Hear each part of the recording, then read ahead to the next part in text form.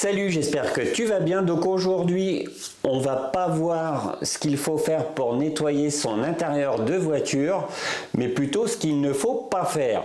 J'ai vu énormément de conneries sur les réseaux sociaux, donc aujourd'hui, on va voir ce qu'il ne faut surtout pas faire. Donc c'est tout de suite maintenant. Voilà, donc aujourd'hui, je vais vous dire ce qu'il ne faut surtout pas faire. Donc ne t'inquiète pas, de temps en temps, je vais te dire « Fais pas ça, Bougledon !» Ça sera un tout petit peu d'humour entre deux, mais il y a des conneries qui sont diffusées sur les réseaux sociaux. Donc il y a quand même sur YouTube, il y en a 2-3 qui diffusent certaines choses qui sont pas terrible, pour pas dire à chier, restons corrects quand même.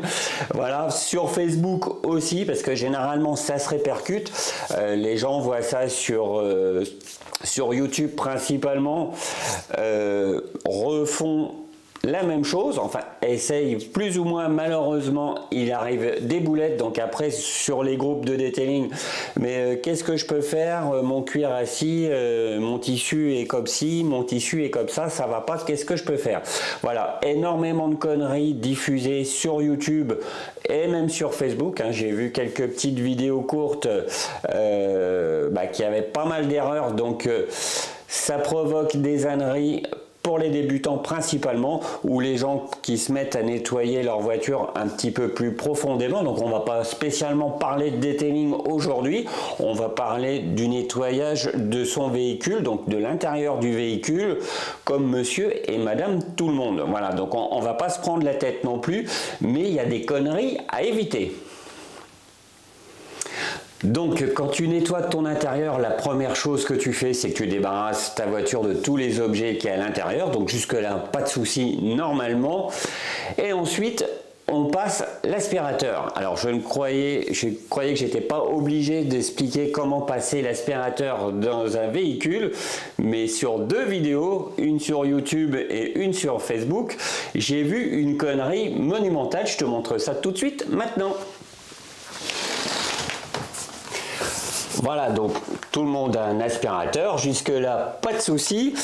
Ce que j'ai vu sur YouTube et Facebook et que beaucoup de gens font, c'est tout simplement ils passent l'aspirateur et là qu'est-ce qui se passe? Le tuyau frotte. Eh, fais pas ça, Bougledon! Hein, parce que tout simplement c'est que le tuyau il frotte donc le seuil de porte qui est en peinture. Là tu es en train de tout rayer et tu rayes le PVC qui est ici. Donc après sur les réseaux sociaux, mon plastique est rayé, qu'est-ce que je peux faire? Eh ben là tu es dans la merde. Voilà, tout simplement, parce qu'un plastique rayé, pour le ravoir, faut s'amuser 5 minutes et en règle générale, tu le laisses comme ça. Les seuils de porte, donc le polissage, ça prend énormément de temps.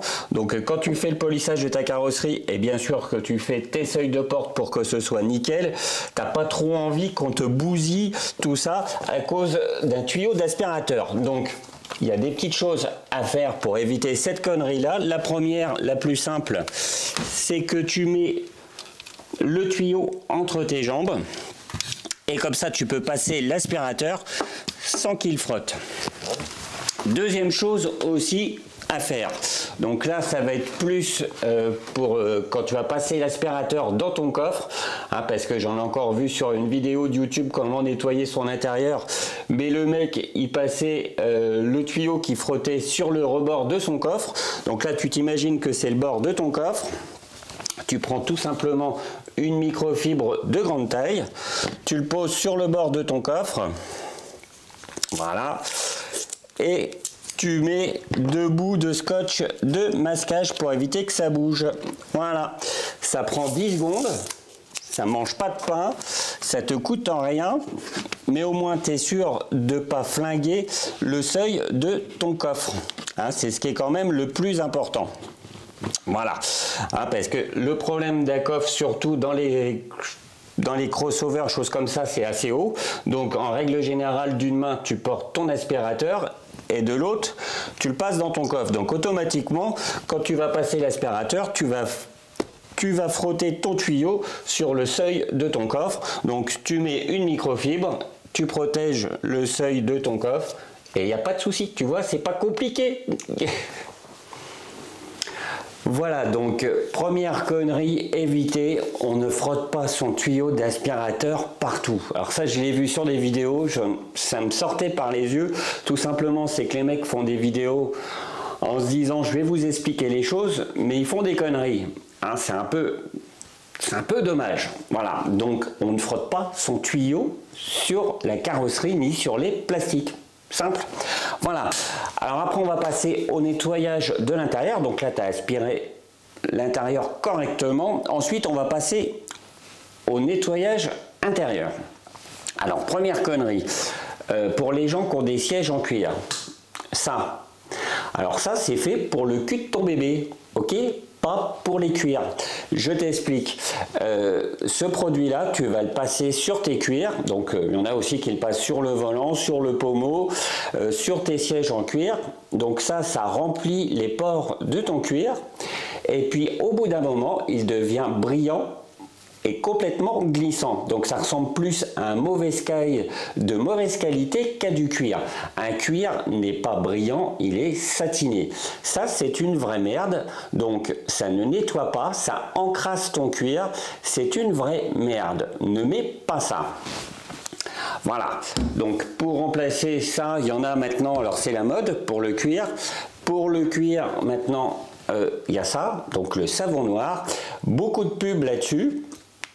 Savon noir et même éponge magique. Alors l'éponge magique, à savoir que c'est abrasif, donc en gros tu fais un mini ponçage sur ton cuir. Est-ce que c'est bon? Eh ben non, fais pas ça, bougredonne. Hein, fais pas ça. Hein, tout simplement, c'est que sur ton cuir, tu as un vernis de protection qui empêche les taches, empêche tout ce qui est taches de transpiration, des taches de liquide, etc. pour éviter que ça rentre dans le cuir. Si tu utilises une éponge magique et un produit bien trop agressif pour ton cuir, tout simplement, tu enlèves le vernis. Après, tu as un cuir qui est mat. Les 3/4 des cuirs dans les véhicules va de chez un concessionnaire. Les cuirs ne sont pas mat, ils sont satinés. Les volants aussi, c'est pour les protéger. C'est le vernis qu'il y a dessus qui leur donne un aspect satiné. Un beau cuir bien nettoyé doit être satiné et non mat. Donc ce genre de produit là, c'est marqué dessus, c'est pour nettoyer le carrelage. Et oui, chaque chose a son utilité. Hein, c'est comme toi le matin, tu prends pas ta douche avec du produit à vaisselle. Hein, ben non, parce que qu'est-ce qui te ferait le produit à vaisselle? Eh ben il te flinguerait la peau. Eh ben ça, c'est marqué dessus comme le port salut, c'est fait pour le sol. Pas plus, c'est pas marqué laver ta voiture, nettoyer tes cuirs, etc. etc. Non, c'est fait pour le carrelage. Hein? Alors tu vas me dire, mais pourquoi tu as ça chez toi? Tu veux que je te dise pourquoi j'ai ça chez moi? Tout simplement que ce produit qui est tellement bio et plein de produits sains, tue les pucerons dans les fleurs. Donc tu mets 60 ml plus 940 ml d'eau, tu pulvérises ça sur tes fleurs et tu vas voir qu'en bout de moins de 2 minutes, tous les pucerons sur tes fleurs seront morts, capote. Donc c'est tellement bio que les pucerons ils sont morts en quelques secondes. C'est pas mal. Ok, donc ça c'est pour le carrelage. Pas de souci, ça sent très bon, ça nettoie très bien, mais c'est fait pour le carrelage. Un autre petit exemple, donc le produit à vaisselle que je te disais tout à l'heure, donc tu ne te laves pas avec ça, on est d'accord, ça te flinguerait la peau. Si tu es comme moi, que tu as une cinquantaine d'années, tu as connu ton papa ou toi-même quand tu étais jeune, tu nettoyais ta voiture avec le produit à vaisselle ou tout simplement le mire-vaisselle, ouais c'était ça, le mire-vaisselle que ça s'appelait, hein, on avait tous du pec citron, enfin des trucs pour la vaisselle, et qu'est-ce qui s'est passé au bout de quelques années? Les produits à vaisselle ont cramé le vernis et tu voyais sur beaucoup de voitures de cette époque-là le vernis du capot, du pare-choc avant, etc. qui s'écaillait et qui se barrait. Tout simplement, c'est que le produit à vaisselle, comme son nom l'indique, c'est fait pour la vaisselle. Donc fais pas ça, bougredonne. Hein, fais pas ça, parce que chaque chose a son utilité. Voilà, faut pas chercher plus loin, c'est marqué derrière, produit à vaisselle. Voilà, donc on lave pas la carrosserie avec ça. Beaucoup de gens l'ont fait entre guillemets par souci d'économie. Beaucoup de gens à l'époque prenaient ça parce qu'ils n'achetaient pas de shampoing pour auto, et je sais même pas si ça existait à ce moment-là, mais les 3/4 des gens ont flingué leur bagnole à cause de ça. tout simplement pour faire des économies de bout de chandelle. Alors, faire des économies sur les produits automobiles, je suis d'accord. Mais on n'utilise pas des produits ménagers pour dire je fais des économies, c'est bio, c'est machin. Arrêtons les conneries. Chaque chose à sa place. Tu vas trouver des produits pour nettoyer ta voiture en magasin ou sur des shops comme ça. Je donne pas de nom parce qu'on va dire que je fais de la pub, hein, parce qu'il y en a toujours, tu fais marcher les commerces, etc., etc. Voilà. La première chose à savoir, c'est qu'une voiture coûte une blinde. Ça coûte cher, une voiture, peu importe ce que tu as. Hein, moi, j'ai acheté ma première voiture, j'avais 20 ans, c'était une Talbot Horizon, c'était une vraie poubelle, mais pour moi, elle me coûtait cher. J'avais plus un sou après, donc crois-moi, j'y faisais attention. Donc, peu importe la voiture que tu as, peu importe le salaire que tu as, une voiture coûte cher, te coûte cher. Donc, pourquoi la flinguer avec des produits qui sont inadaptés? Ça, je n'arriverai jamais à comprendre. Tu vas trouver des produits adaptés pour ta voiture avec un prix raisonnable. Donc pour tout ce qui est nettoyage de cuir, tu as des petits savons comme ça. Alors ça, c'est une petite marque française, hein, Distinctive Auto, marque française, petite pub quand même, hein, j'en fais, hein, qui marche très très bien, très bon savon à cuir. Donc ça nettoie le cuir, ça va remplacer cette connerie monumentale qui n'est pas fait pour ça. Ça nettoie très très bien le cuir, c'est pas très cher. Donc avec ça, tu vas pouvoir nettoyer ton volant en cuir, ton pommeau en cuir, tes sièges en cuir. Tu vas me dire, oui, mais je vais pas faire ça sans arrêt, cette bouteille-là, elle va dormir à la maison. Chez toi, tu as certainement un canapé en cuir, ça marche très bien, c'est du cuir. Tu as des chaussures. Des chaussures en cuir, ça sert. Donc tu vas acheter ça, c'est adapté pour le cuir, mais tu vas pouvoir nettoyer tout ce qui est en cuir avec et correctement. Voilà, sans agresser le cuir et sans l'abîmer. Ensuite, tu as des laits hydratants.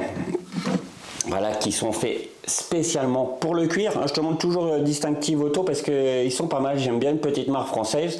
C'est pas très cher, ça marche bien. Voilà, ça va remplacer cette connerie, hein, qui va te graisser ton cuir et qui va le dégueulasser. Donc voilà, un petit lait hydratant. Même chose, tu vas t'en servir pour tes sièges en cuir, pour ton volant, ton pommeau, ton canapé, tes pompes. Tout ça, ça marche. Pas de souci. Voilà.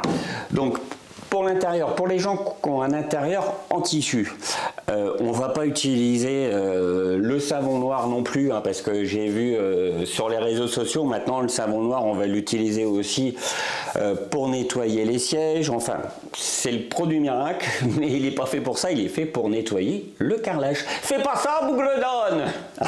Voilà, je continue dans ma connerie, ça me fait rire un petit peu. Donc voilà, tu vas avoir des APC diluables. Donc là, on va parler d'économie.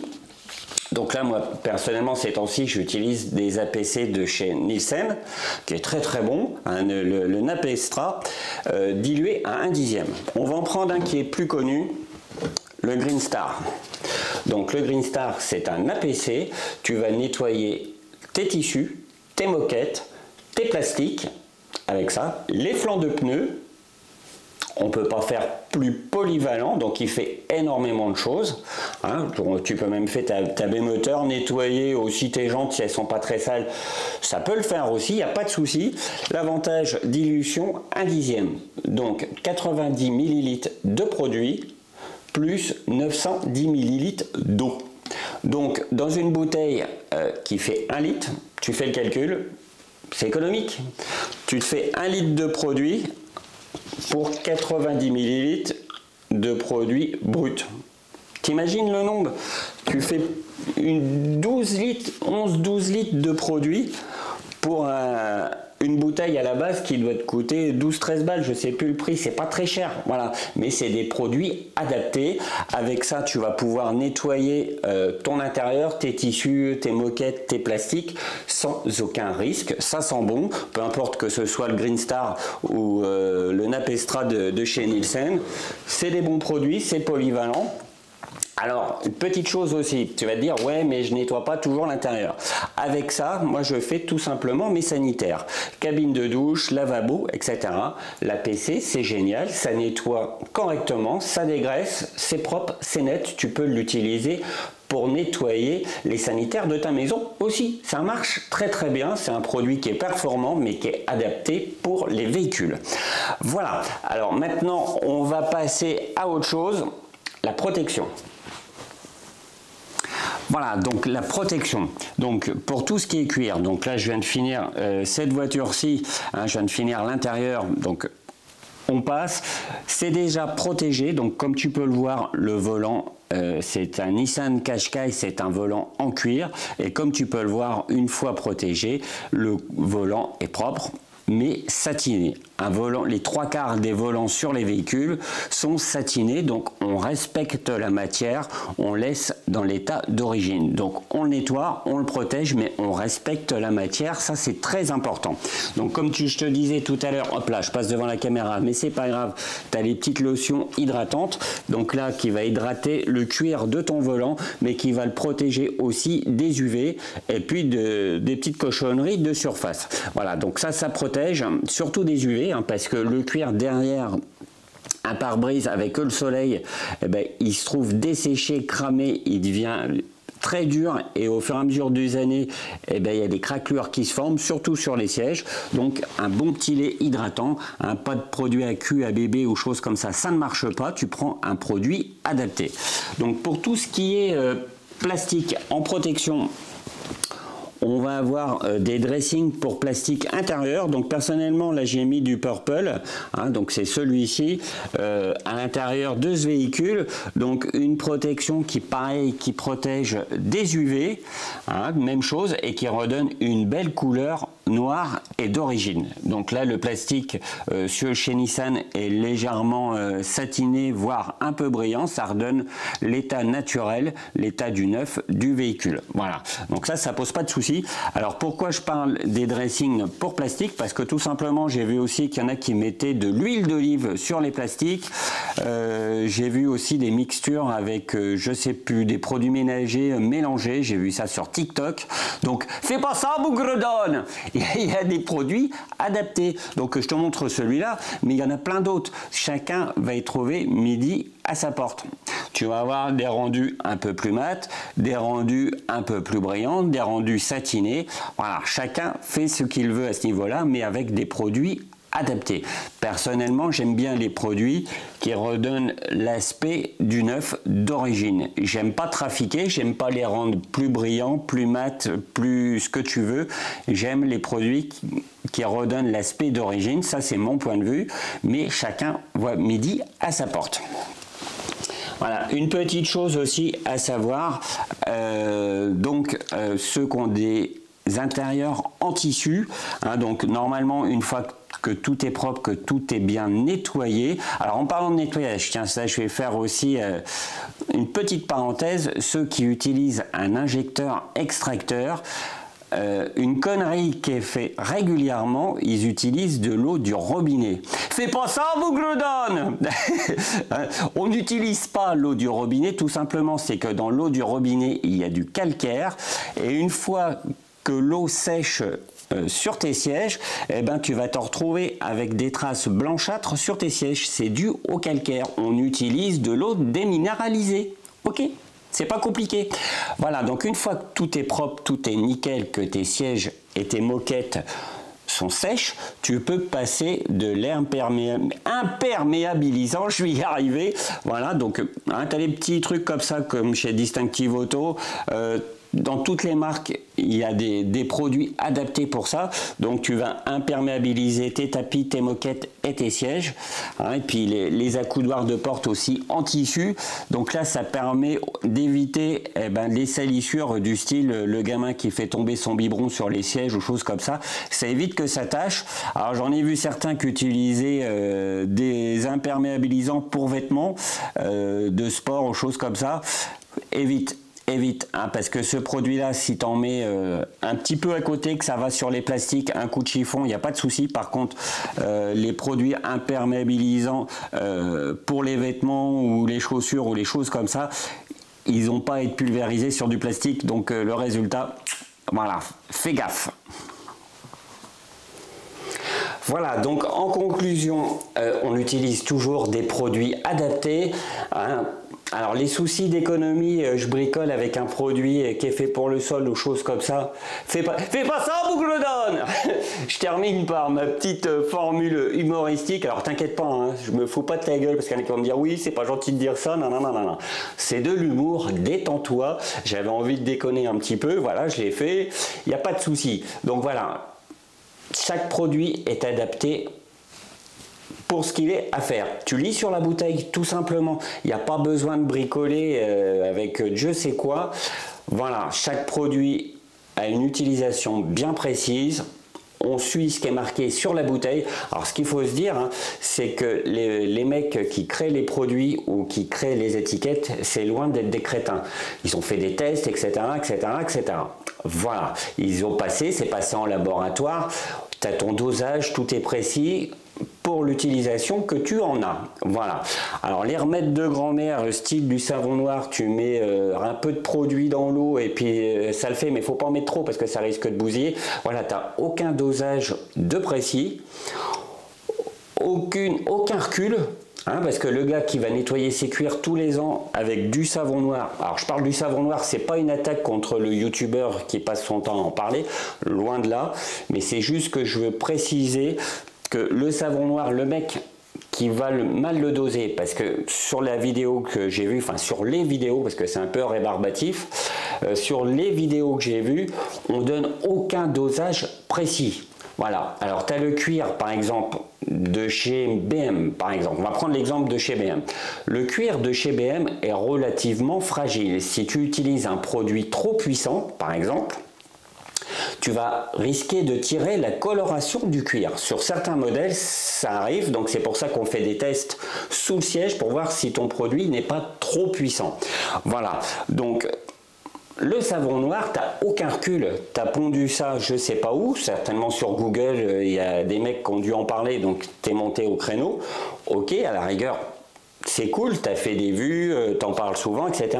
C'est cool, il n'y a pas de problème, j'ai rien contre toi, je le répète. Mais par contre, tu n'as aucun recul. Le mec qui va garder sa bagnole pendant 10 ans, admettons, qui va nettoyer son cuir une fois ou deux par an, qu'est-ce qui va se passer? Eh ben, t'en sais rien. Voilà. J'ai vu beaucoup de gens qui ont flingué leur volant parce que tout simplement, ils prenaient du savon noir et une éponge magique. Donc, comme c'est abrasif, ils ont tiré le vernis du volant, donc il est devenu mat. Donc là, il est flingué, hein, tout simplement, parce que maintenant, dès qu'ils vont avoir les massages, choses comme ça, le volant sera taché. C'est des conneries. Il faut arrêter de diffuser des conneries sans un certain recul. Le savon noir, tu n'as aucun recul, tu l'as utilisé une dizaine de fois là, depuis quelques mois, ok, mais dans 10 ans, qu'est-ce que ça va faire? Ça va cramer les sièges, ça va cramer les cuirs? Tu sais pas.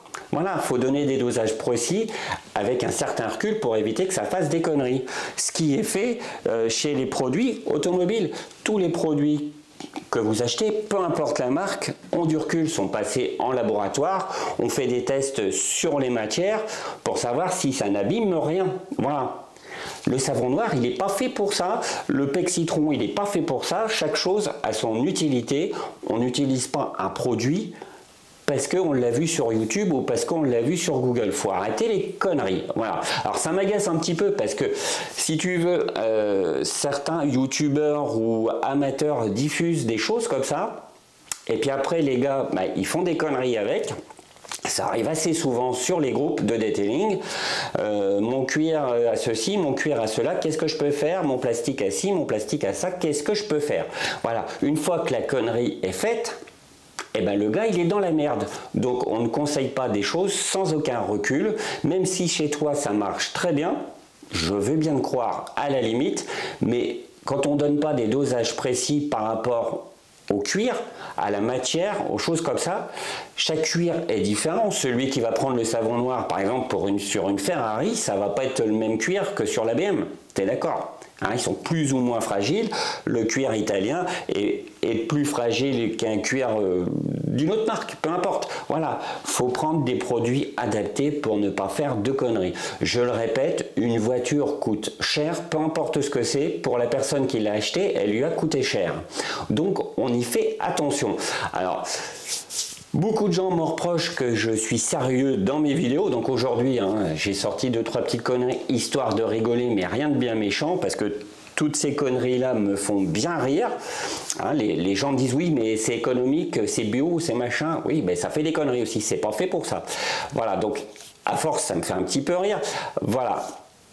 Il faut arrêter tout ça. Une voiture coûte cher, donc oui, je suis sérieux dans mes vidéos parce que j'estime qu'il faut expliquer correctement les choses sans faire de conneries aux gens. Je pense que c'est important. Tu fais quelque chose, le gars qui te regarde en vidéo, eh ben, il va reproduire tes gestes, reproduire tes dosages, etc., etc. Donc si tu racontes des conneries, tu fais faire des conneries aux autres. Arrêtons. Chaque produit a son utilité. Et sur ce, je te dis à bientôt et fais pas ça, bougre d'âne!